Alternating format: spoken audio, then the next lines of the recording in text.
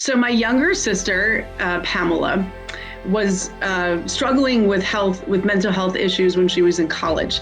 She had to be admitted to the hospital. She was having what at the time we were told was a breakdown. Multiple hospitalizations later, about 6 months into her journey, when some self-harm symptoms started, suicidal thoughts, difficulty with impulsive behaviors and expressing herself in relationships, she finally got a diagnosis of borderline personality disorder. And my sister passed away in 2001. She died because of a medication error. So the grief that first couple of years was just really trying to understand what happened, why did it happen, and dealing with that sort of shame, blame, and guilt that a lot of surviving family members feel. My mom and I wrote a book called Remnants of a Life on Paper. A mother and daughter struggle with borderline personality disorder. And the more people came up to us and said that they really related and that they wanted to do more for people with BPD, really caused us to be thinking more broadly about how we can use Pamela's story for good and for change.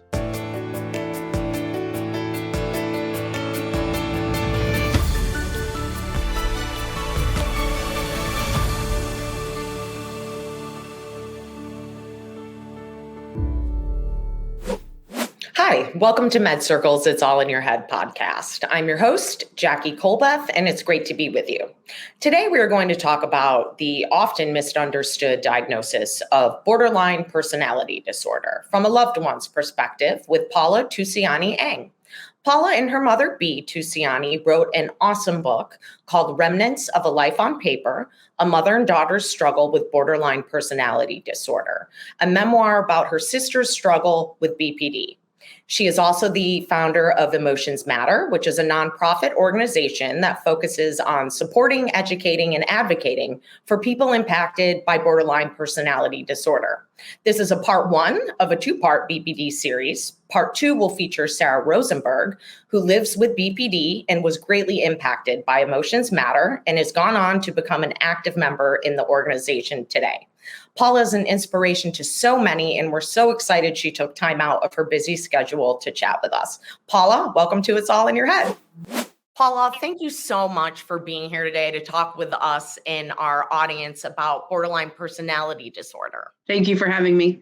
Of course. I think it's very important just to let the audience know lived experience isn't only relegated to the person or the patient who's being diagnosed. So we're thrilled to have you on, and you'll be speaking a bit about your sister's experience, but we're so happy to have you on as a loving family member to share your experience as well.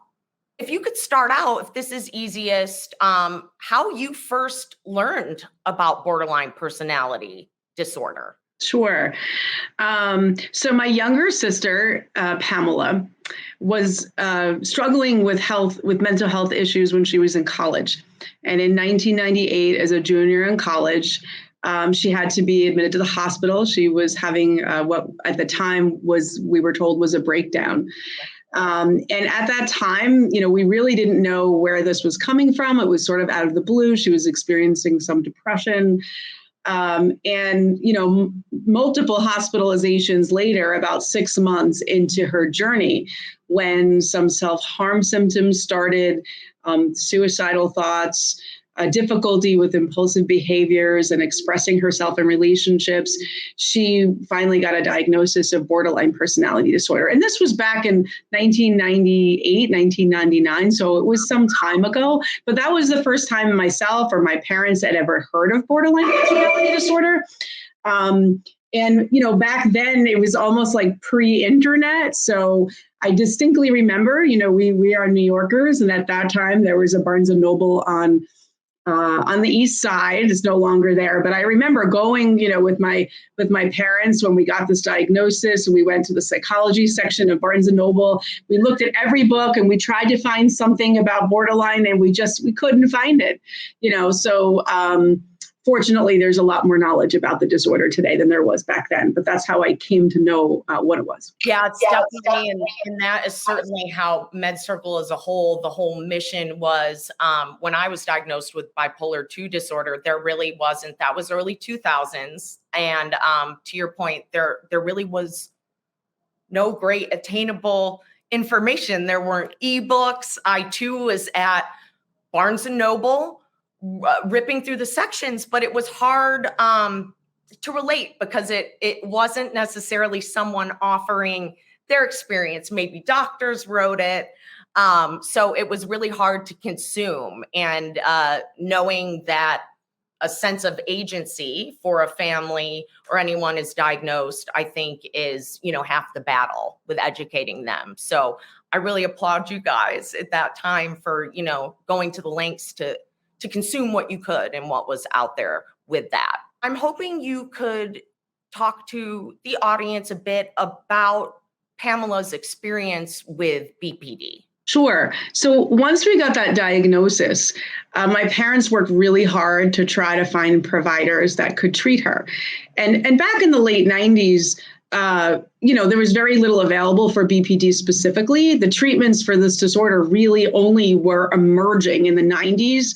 They were being studied in the 2000s, and they didn't really become available to the general population until really the last 20 years or the last 10 to 15 years. But at that time, she was in a number of hospitalizations for her symptoms. The symptoms that she struggled with the most were really, self-harm, suicidality, struggling in interpersonal relationships, but also at the core, really struggling with her own sense of self and not knowing who she was in the world. And so when she, to keep her safe, my parents had to try to find like residential care for her where she could have a higher level of care. And in those settings, she was being treated for symptoms of BPD, like depression or anxiety, but she wasn't really being treated for the BPD itself. Again, at that time, some of the treatments that were available today, didn't exist. So she, also in her journey had a lot of tremendous strengths. At the same time that she was struggling from severe symptoms, she also was an artist. She loved to draw. She was an incredible poet and writer. She was a really dynamic friend and part of every friend group, often the life of the party. And so she had a lot of strengths on her journey, but unfortunately, it was her symptoms of lack of sense of self and emptiness, chronic emptiness on the inside that continued to linger, even as some of her behaviors continued to, stabilize and come under control. My sister passed away in 2001, not because of suicide or overdose, which is traditionally what's associated with BPD loss or death by BPD. She died because of a medication error. One of the medicines that she was on had some side effects and it wasn't being properly managed. She had a rare stroke, a side effect from one of her treatments.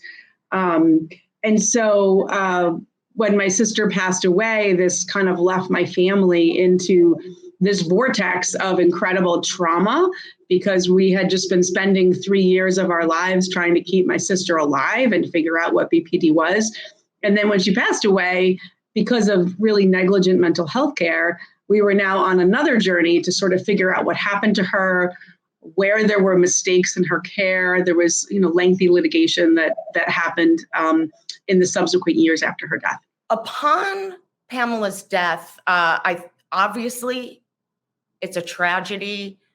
Families are struggling. I'm wondering if you could tell us a bit more about what the grieving process was like for you and how you worked through that and began to heal yourself. It was really a trauma because of the way Pamela died.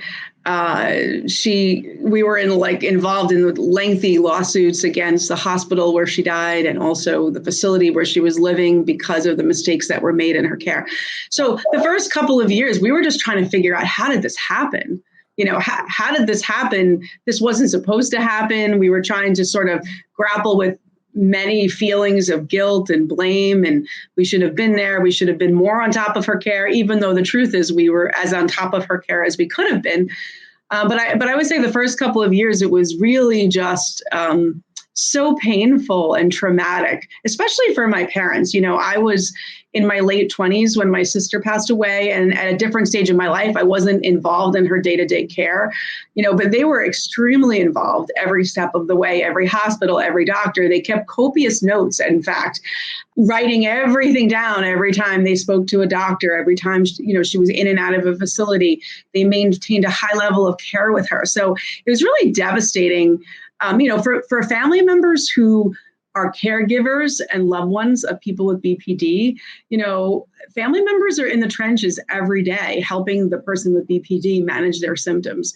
And it can be exhausting when you're trying to help somebody from the thoughts in their mind that they can't control, especially if every day they're struggling with suicidal thoughts and you're trying to keep that person safe from themselves.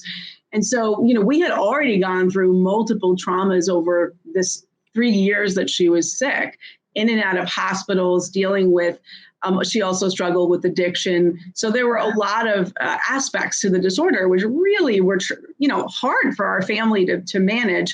And then after she died, it was definitely what people call today to be a complex grief, because we were now grieving, when you're always able to save someone from themselves. My sister had multiple suicide attempts, and we were in the role of, as family members, of always getting there in time, always making sure we can get to the hospital so the stomach is pumped. And so she would survive.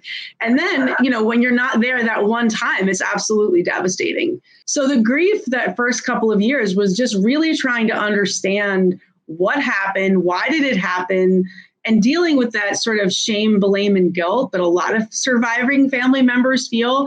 At the same time, we had to grapple with the fact that, it wasn't all our fault, that the system had failed us, and that that was where, we started to sort of say, hey, we need to tell the story in a meaningful way so that so this doesn't happen to other families.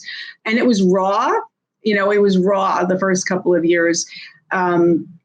And so my mom is a writer, by trade, her training and her career. She was a freelance writer and journalist for the New York Times when I was growing up. And so for her, part of her grieving was, I knew that she needed to write about this. She needed to get it on paper. And as I said, all the years that my sister was sick, my parents, because they are reading and research was part of the path to try to help her. So they were constantly taking notes. And so when she passed away, a couple of years later, we went into her room and there were just boxes of medical records and diaries and notes and paintings. And we said, how do we make sense of all of this? How do we tell this story when we got to a place where we could tell it? And so that was what sort of led to a memoir. My mom and I wrote a book called Remnants of a Life on Paper.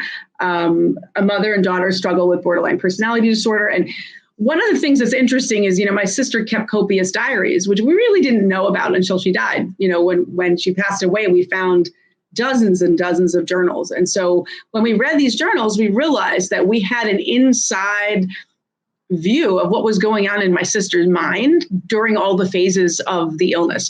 At the same time, we had my parents' notes, which were chronicled daily about what the doctors were saying and what was happening from their perspective.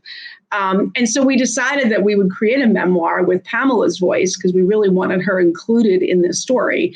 And then my mother's narrative going side by side with the trial that happened after, the depositions from the trial that happened after her death, so that we can try to not just shed light on the disorder from the person's perspective, but then show the family perspective, and then more globally, the system and how, the system wasn't really set up to help, Pamela survive.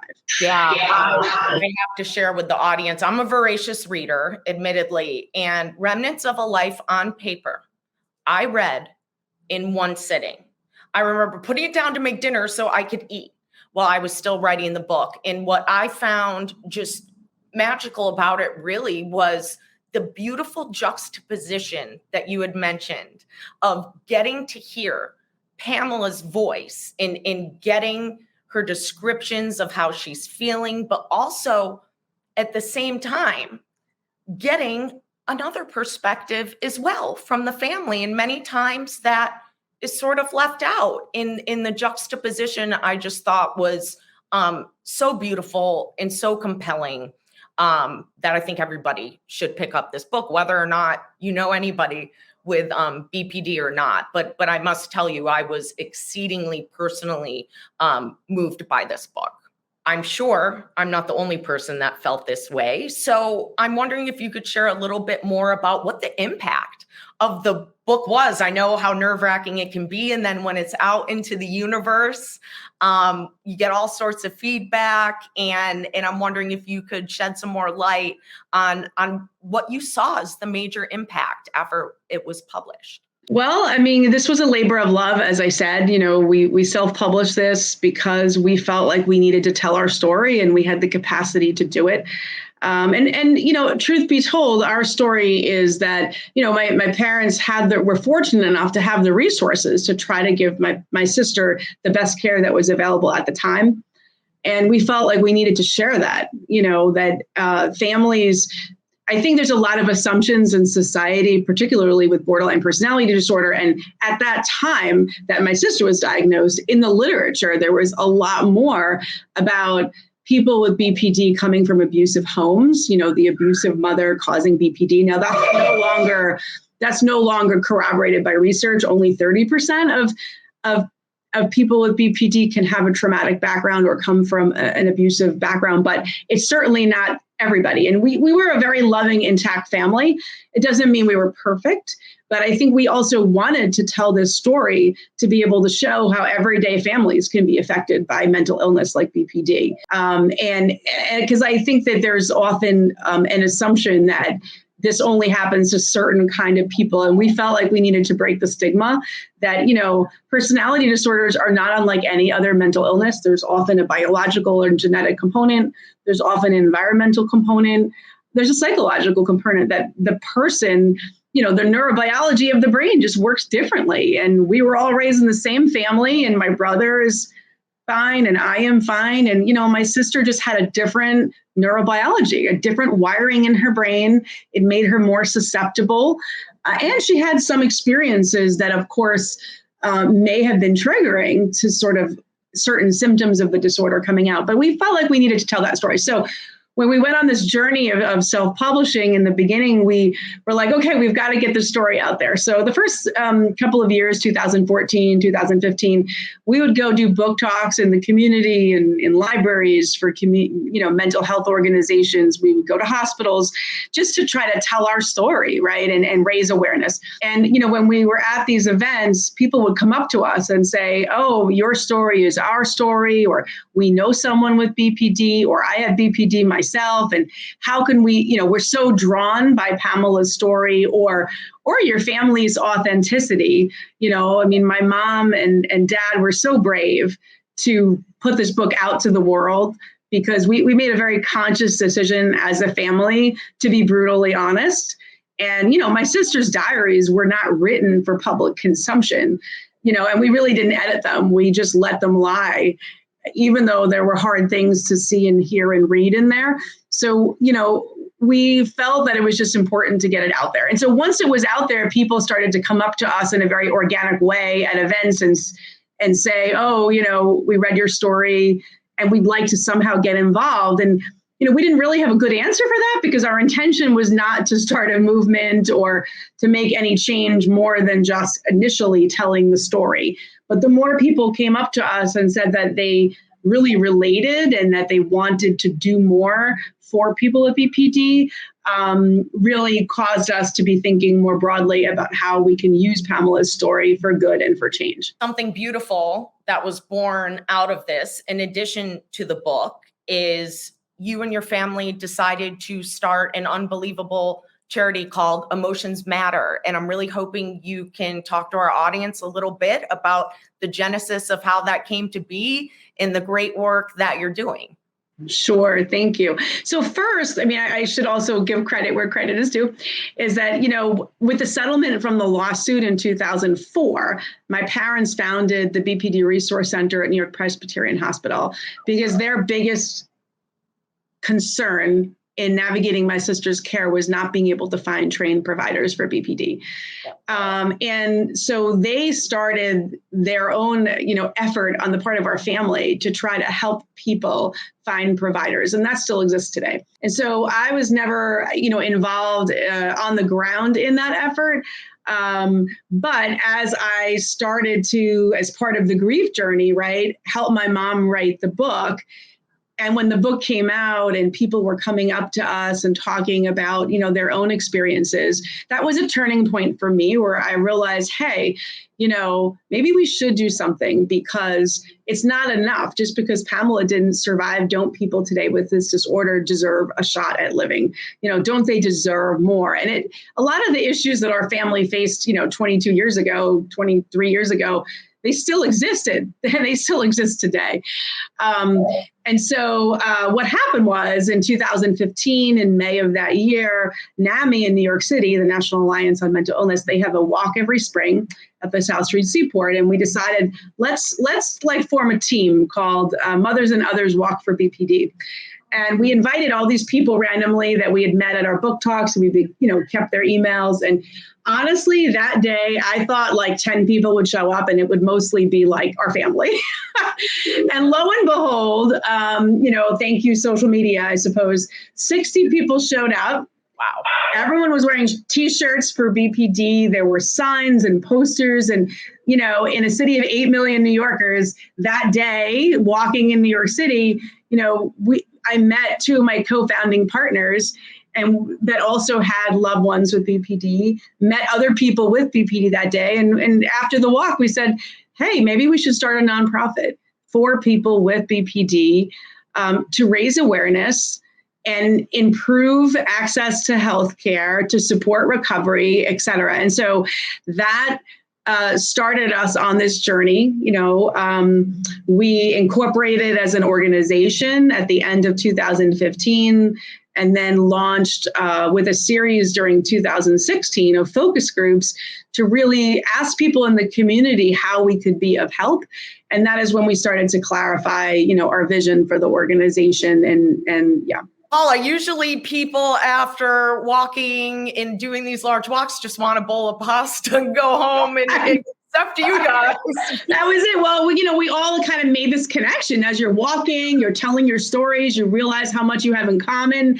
And we're like, okay, let's go to lunch. And we all, as a group, we wound up, only that would happen in New York, right? Just on the spur of the moment, we're all of a sudden eating and sharing stories and realizing that we just had a spark and a passion to do more. And that is, it's such a beautiful thing when people take their hurt and their pain and the real hurt and pain, right? Because living with this disorder it is not fun. It is not easy. When you live every day with the thought of not wanting to be in the world, that is extremely painful.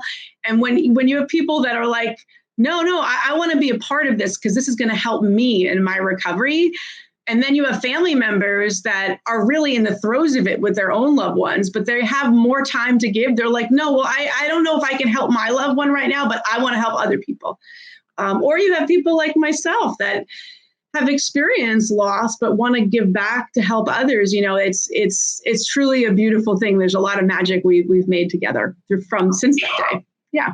That it is a beautiful thing. I love it. It seemed very organic start, right? You're meeting people, you're sharing, you're thinking this would be a really cool thing to try and scale.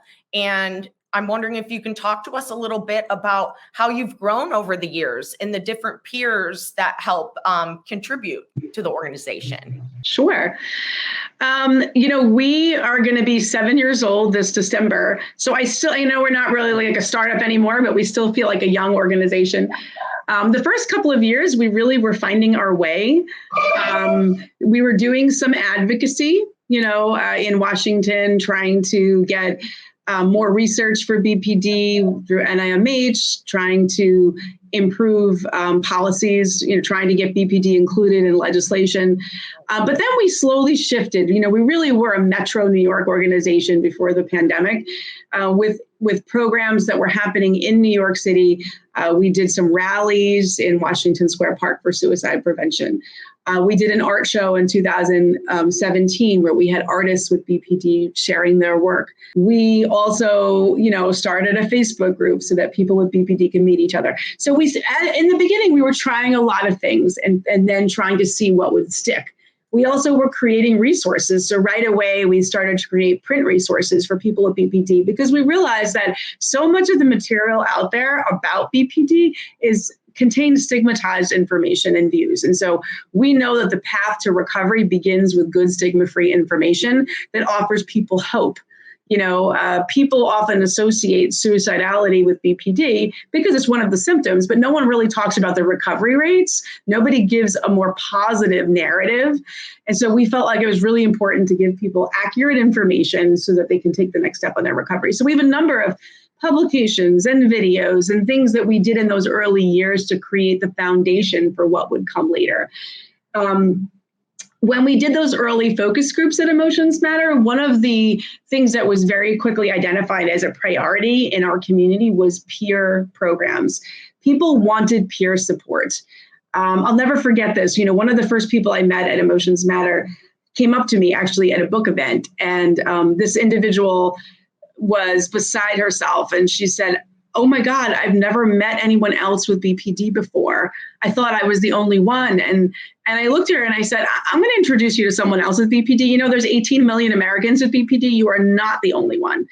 And that, it's a very frightening thing when you have this disorder and you're living with severe symptoms to think you are the only one, because you need to get that out of your head. You need to see people that are actually recovering, working at recovery, and that people get better and their symptoms remit. And very often with this disorder, that's not what you see when you Google it. There's so many pejorative, images of BPD that's out there in the culture, in the media, et cetera. So we knew that peer support very early on could be a mediating factor to help people on their recovery journey. And so we created a committee of peers with lived experience to create our own unique peer support group model. We workshopped that between 2016 and 2018, coming up with our own curriculum by asking people with BPD what mattered most in your recovery. And we have 4 different recovery principles, we call them, that we talk about at our peer groups. 1 is community, find somebody that can help you on the journey. 2 is purpose, find something that you love to do every day, to live. 3 is trust, believe in yourself and your ability to get better. And 4 is advocate, ask for what you need to get better, speak up for your advocacy needs.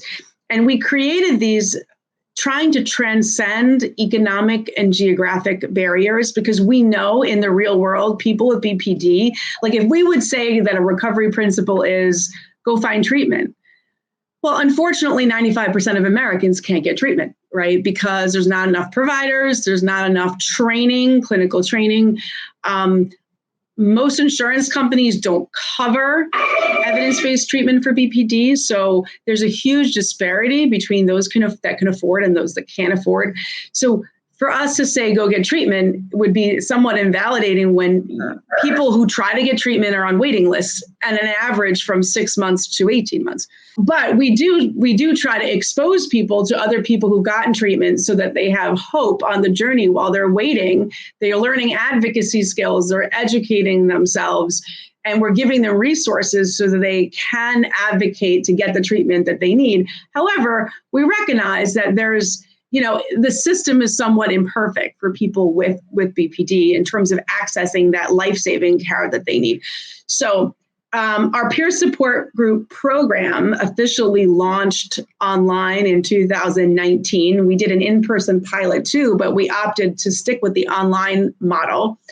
And we started with 4 facilitators and 2 groups a month. Now we have up to 9 groups a month. We're still online. We're helping people around the country. The program will be 4 years old this April.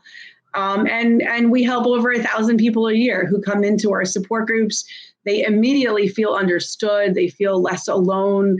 They're able to encounter others that are really working on their recovery, and they're able to share, tips and strategies for changing their mindset and moving forward. So that's really one of our core programs. And we have others that I'm happy to tell you about as well. I mean, it's something we're very proud of, is that, I'm a firm believer that from an empowering framework, right? If you want to be able to address a social problem, you have to involve people who are personally affected by that problem in developing solutions. And so we do actually have a community at Emotions Matter of multiple stakeholders, our board, and we're really a volunteer-run organization with roughly 130 volunteers around the country. Some are doctors and clinicians that really believe in our philosophy and our values and our approach. Some are family members that just really love the work we're doing and they want to really help other people with BPD.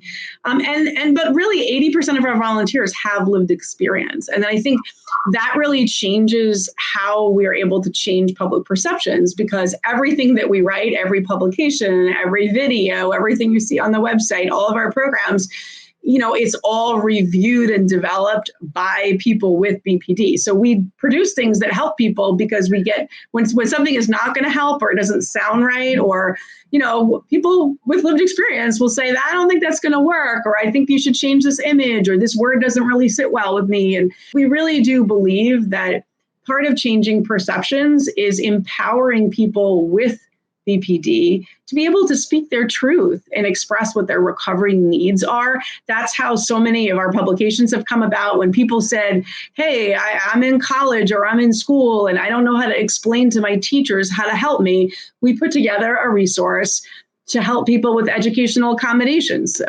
When people said, I don't know how to explain what I have to my insurance company because they denied me treatment, but I really need this care, we put together our single case agreement brochure with a script on what to say when you call your insurance company. So much of what we have produced has been because these are things that have been expressed by the community that they need more resources to be able to access care. So many of our events, like our spring conference, we have a virtual conference that we do from a peer perspective. We have our Walk for BPD in New York City. We have our art show. We have another art show coming up next week in New York City and also online on our website. Every empowering event, every event that we do is to help people in the community with BPD, to spread awareness, advocacy, and education. But it's also to help empower people in their recovery. So it's about helping the community, but it also helps our volunteers who are doing this work to kind of help them maintain their recovery goals. And that model, what I love about the model is you're going straight to the source. I think a lot of times people who are struggling with different mental health issues, they almost get overlooked. It's almost like, we're going to discount to a degree what this person's feeling because they're struggling with this. And I think that's a, real backwards way to be, frankly. Everything else in life, we go straight to the source when we want to know something. And I think that's amazing that you now have over 130 sources across the country that people can turn to and learn from and take seriously. The sense of agency that I see Emotions Matter give people is really inspiring, because we feel like our agency can be taken away as soon as we begin treatment or start to open up about it.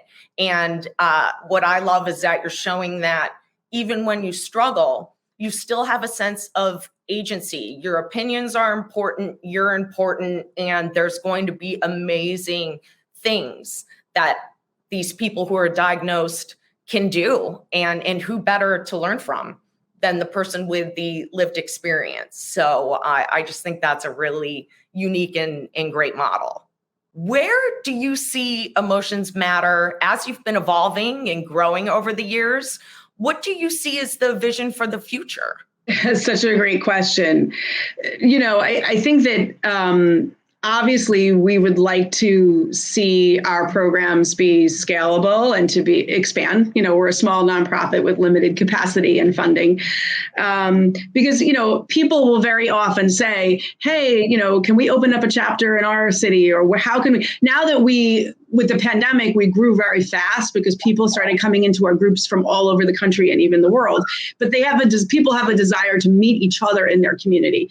So how do we make that happen so that people can have their own community networks around, this disorder? I think that's one challenge. It's a challenge, but it's also an opportunity because we know that reducing social isolation also helps prevent suicide. It helps people feel connected to a community, and that's a very important variable in our work. We also know that, you talked about, us really prioritizing people with lived experience as being, our sweet sauce or what makes us special. And you're absolutely correct. But we do it with intention, like you said, because when people are struggling, we want people to feel a sense of purpose and validation. We want people to feel, we know that people with disorder can have a lot of social anxiety. I mean, this disorder is rooted in an incoherent sense of self and negative thoughts. So when people come to us, their script is usually very negative. I have BPD. I must be so bad. I have nothing to offer the world. And we start from a place of validating the truth that, yeah, BPD does suck. No one wants to have this disorder. No one wants to have a brain that's wired this way. The system is imperfect. We're so sorry. It's hard for you to get the care you need. But you know what? Have you met anyone else that's gotten better? Let me introduce you to someone else. So we slowly try to kind of flip the script from a narrative therapy framework. We try to help people change their narratives. And how do we do that? Is by getting involved, people start to feel that sense of agency, that sense of self. I am contributing, I'm making meaning out of this disorder, and I can get better, right? So it's doing all of those things. It's not to say treatment is important. Treatment is essential. We don't provide treatment at Emotions Matter. But what we can do as a complement to treatment is we can help people with their social skills, get involved in the community. And at a time when people are sometimes in early phases of recovery, people usually come to us in the late to middle stage of recovery where they've already been in some treatment and now they're looking to connect with other people to kind of use their skills and maintain their recovery goals. So I just, I kind of wanted to build on that theme of the why we do it is because we know that being a part of a community can change someone's mindset, and it's super important. But to grow, we need to be able to take this model that we've created and have more people be able to access it in their community. At the same time, though, is, what's the vision, right? Is that, since my sister passed away, the science around BPD is incredible. It's changed so much, right? We're very lucky to live in a country where we have 5 evidence-based treatments for BPD now: dialectical behavioral therapy, mentalization therapy, transference-focused therapy, schema therapy, and good psychiatric management. These treatments work. The problem is that they're not available.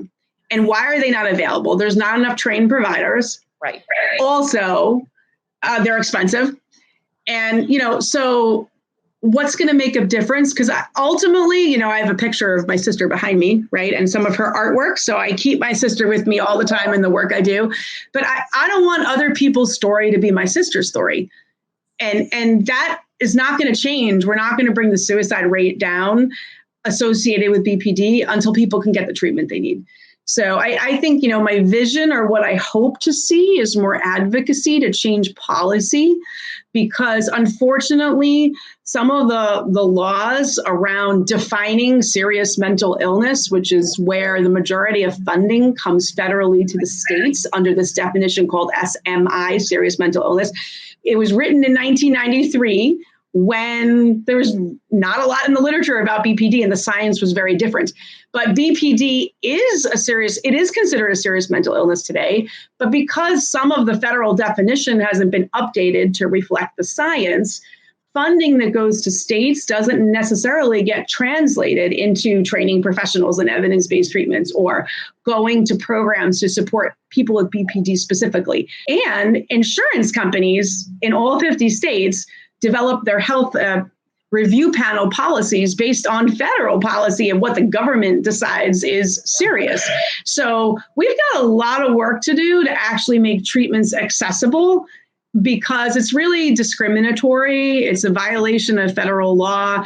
You know, when somebody has a serious cancer, they're not told they can't get treatment. You know, their insurance company will find a way to get them the treatment they need to survive. People with serious mental illness like BPD, which is one of the only diagnoses in the whole DSM-5 that for which suicidality is a criteria, you should be able to get treatment when you need it. So we've got a lot of work to do around advocacy, around educating legislators and government officials, and that can trickle down into insurance companies and review panels so that people can actually get the care they need. What we like to ask everybody, Paula, at the end, and this will be a twofold question. What advice would you give in all your knowledge on BPD? What advice would you give to anyone watching our discussion today? What could you impart on to them, and what advice could you give them? Well, I would say first, if you're struggling with symptoms of BPD, or if you're a family member and you don't know if a loved one has BPD, trust your instincts. Usually people's instincts are correct about themselves. If you look at the criteria and you think, hey, this could be me, what makes BPD tricky compared to other disorders is there's 9 criteria. You only need 5 to get a diagnosis, which means there's if you do the math, there's 256 different ways you can diagnose, presentations of BPD. But if you read that list and you think, hey, this could be me, trust your gut, because usually people with BPD have been diagnosed with so many other things. And this is like a diagnosis of last resort when nothing else fits or medications aren't working. But many times people will diagnose themselves before they even get to the doctor. They'll read about it. They'll do their research. They'll come to us. They'll read stuff on our website. They'll read stuff and they'll say, I think I have this. And, I believe that education is the path to recovery, because then you're able to find providers that can help you. You're able to interview the providers and say, this is what I think I have. Can you help me? Are you trained in these treatments? And if you can't help me, who can you refer me to? So I would say trust yourself. I think with BPD, there's a lot of mistrust of self because, your brain is sort of coded sometimes to question yourself, right? Especially if you're not in the right framework. But most of the time, people really are spot on about themselves. And I think the second piece of advice I would say is do not give up on yourself. Do not give up on yourself. Your life matters. You have so much to contribute beyond this diagnosis or this label. My sister was so many things besides BPD. And, one of the things that's such a privilege in the work that I do at This Matter is that I work with the most amazing people who, they have BPD, but they are so many other things in the world. Their parents, their daughters, their professionals, their writers, their artists. They are so many things. They design our website, they write our materials, they help us with social media, they come up with innovative ideas. So, you are more than this disorder, and don't give up on yourself, because it feels like sometimes the world is against you because there's a lot of rejection that goes along with this disorder. When you try to get help, sometimes people are going to turn you away, and that's part of the process. And, we're here to help people through that process so they feel less alone and more able to get the help they need. I would say, don't give up on yourself. You can get better, and finding people to support you on that journey can be really critical. I love that you said that, Paula, because I think it's really important for anyone struggling to know that their diagnosis, their disorder, it's a component. It's not the definition of them. It is one component. And sometimes that can get unbelievably magnified and turn into a definition of self. So I think that message is awesome and extremely important. And lastly, what advice would you give to any family member who's watching this right now and might have a loved one who's struggling with BPD? I would say have compassion, because, BPD symptoms are severe and they can really affect the family dynamic, can create a lot of family stress. Just remember that it may seem like it's the person's fault, but it's not really their fault. I mean, they have a disorder where the symptoms, what they're feeling on the inside is so intense that sometimes, think of it like a 2-year-old that's having a temper tantrum. You're able to look at the 2-year-old and know that they're just tired, or that that's their best they can do in that moment to get their needs met. Like they want more milk, but they don't know how to say it because they don't have the language. Well, sometimes people with BPD, when they are in what we call like emotion mind, or they're having an elevated, their emotions are dysregulated, sometimes the words don't come out right. The words can be angry, they could be explosive, or they can turn on themselves, and it can hurt. It really can hurt. And it hurts them way more than it hurts you, even if they can't express it in that moment. So, as hard as it is, just if you love them and you want them to get through this and survive, don't give up on your loved one. Do not give up on your loved one, because they need you. And just figure out a way to support them in whatever way feels safe for you. Family members will tell me, well, I think they have BPD. Should I tell them? And I'm like, well, what's the alternative if you don't tell them? Having the knowledge and the education is critical to recovery. And sadly, I also, in my work at Emotions Matter, I work with a lot of families that lose their loved ones. We have bereavement groups for people that, sadly lose their lives, to BPD. And the stories are often the same. The parents wish they had done more, or they had said more. And so, don't give up on your child, as hard as it is. And don't be afraid to educate yourself and get support yourself, because these are severe symptoms. And you, by getting educated yourself, can sometimes change your behaviors and change your language, and then you can inspire your loved one to get help. So it's sort of the same message, right? Is trust your instincts and don't give up, because, it is a family journey often with this disorder, and your family is important and your loved one is important, and you can get through this. Oh, I want to thank you so much for coming on and being so candid and sharing so many personal things about your sister, yourself, and really letting us know more about Emotions Matter. Thank you for having me. Thank you for believing in the work we do. And certainly it's something I'm really proud to share back with our community, that MedCircle really believes in our work, and that means so much. Thank you all for joining today's conversation with Paula. I can't help but be reminded that it is still a very sad reality that those who struggle with their mental health lose their lives, and it's not always by suicide. There's a larger mental health system those who struggle enter into, and like any other systems we have in place, they are subject to failure. The system as it was designed does not just fail these patients, but it also fails their families. Paula and her family were able to take the great tragedy they suffered and successfully turn their pain into a huge gain for those who are diagnosed with BPD upon founding Emotions Matter, Inc. Just visit emotionsmatterbpd.org and you can see for yourself all of the smiling faces and wonderful lives that can be had for anyone who struggles with BPD. I really hope you enjoyed our conversation. Be sure to tune in to next week's episode for part 2 of this BPD series to meet Sarah Rosenberg, who was diagnosed with BPD and will share more about her lived experience with that.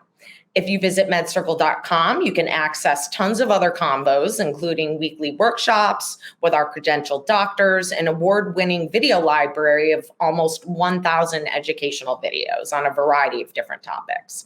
Become a member of our community today. Visit medcircle.com to learn more. Thank you for listening to It's All in Your Head, and we'll chat next week.